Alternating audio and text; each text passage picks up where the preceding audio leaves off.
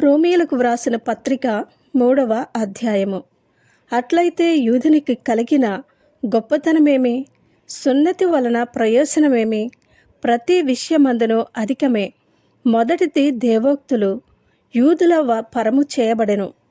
కొందరు అవిశ్వాసులైననేమి, వారు అవిశ్వాసులైనందున దేవుడు నమ్మతగినవాడు కాకపోవునా? అట్లనరాదు. నీ మాటలలో నీవు నీతిమంతుడుగా తీర్చబడినట్లును, నీవు వ్యాజ్యమాడినప్పుడు గెలుచునట్లును అని వ్రాయబడిన ప్రకారము ప్రతి మనుష్యుడును అబద్ధికుడగును గాని దేవుడు సత్యవంతుడు కాక తీరడు. మన దుర్నీతి దేవుని నీతికి ప్రసిద్ధి కలగచేసిన ఎడల ఏమందుము?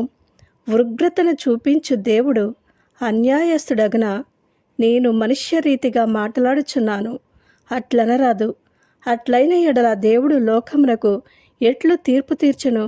దేవునికి మహిమ కలిగినట్లు నా అసత్యము వలన దేవుని సత్యము ప్రబలిని ఎడల నేనికను పాపినైనట్టు తీర్పు పొందనేలా?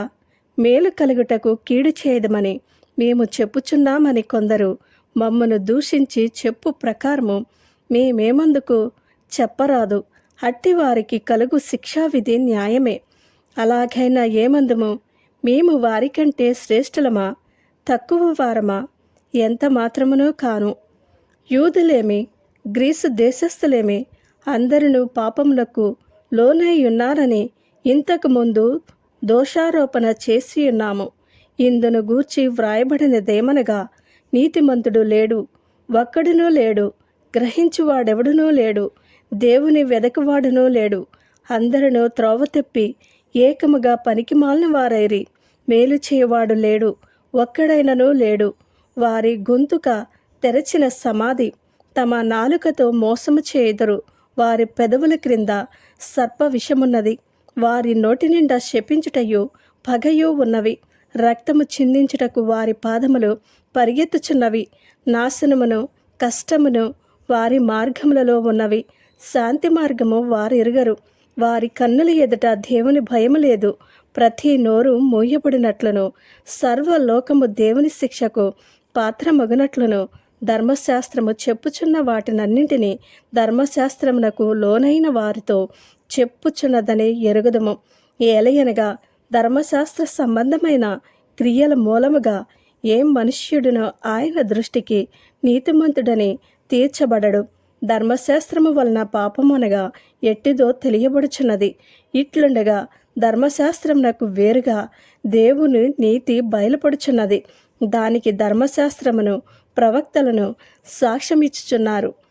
అది యేసుక్రీస్తునందలి విశ్వాస మూలమైనదై నమ్మువారందరికీ కలుగు దేవుని నీతి అయి ఉన్నది. ఏ భేదమును లేదు.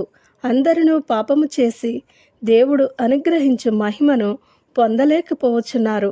కాబట్టి నమ్మువారు ఆయన కృపచేతనే క్రీస్తు యేసునందలి విమోచనము ద్వారా ఉచితముగా నీతిమంతులమని తీర్చబడుచున్నారు. పూర్వము చేయబడిన పాపములను దేవుడు తన ఓర్మి వలన ఉపేక్షించినందున ఆయన తన నీతిని కనపరచవలనని క్రీస్తు యేసు రక్తమునందలి విశ్వాసము ద్వారా ఆయనను కరుణాధారముగా బయలుపరచెను. దేవుడిప్పటి కాలమందు తన నీతిని కనబరచు నిమిత్తము తాను నీతిమంతుడును యేసునందు విశ్వాసము గల వారిని నీతిమంతునిగా తీర్చువాడనై యుండుటకు ఆయన అలాగు చేసెను. కాబట్టి అతిశయ కారణం ఎక్కడ? అది కొట్టివేయబడెను. ఎట్టి న్యాయమును బట్టి అది కొట్టివేయబడెను? క్రియా న్యాయమును బట్టియా? కాదు, విశ్వాస న్యాయమును బట్టియే. కాగా ధర్మశాస్త్ర సంబంధమైన క్రియలు లేకుండా విశ్వాసము వలననే మనుష్యులు నీతిమంతులుగా తీర్చబడుచున్నారని ఎంచుచున్నాము. దేవుడు యూదులకు మాత్రమే దేవుడా? అన్యజనులకు దేవుడు కాడా?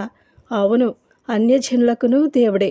దేవుడు ఒక్కడే గనుక ఆయన సున్నతి గల వారిని విశ్వాసం మూలముగాను, సున్నతి లేని వారిని విశ్వాసము ద్వారాను నీతిమంతులుగాను తీర్చును. విశ్వాసము ద్వారా ధర్మశాస్త్రమును నిరర్ధకము చేయుచున్నామా? అట్లనరాదు. ధర్మశాస్త్రమును సిద్ధపరచుచున్నాము. ఆమేన్.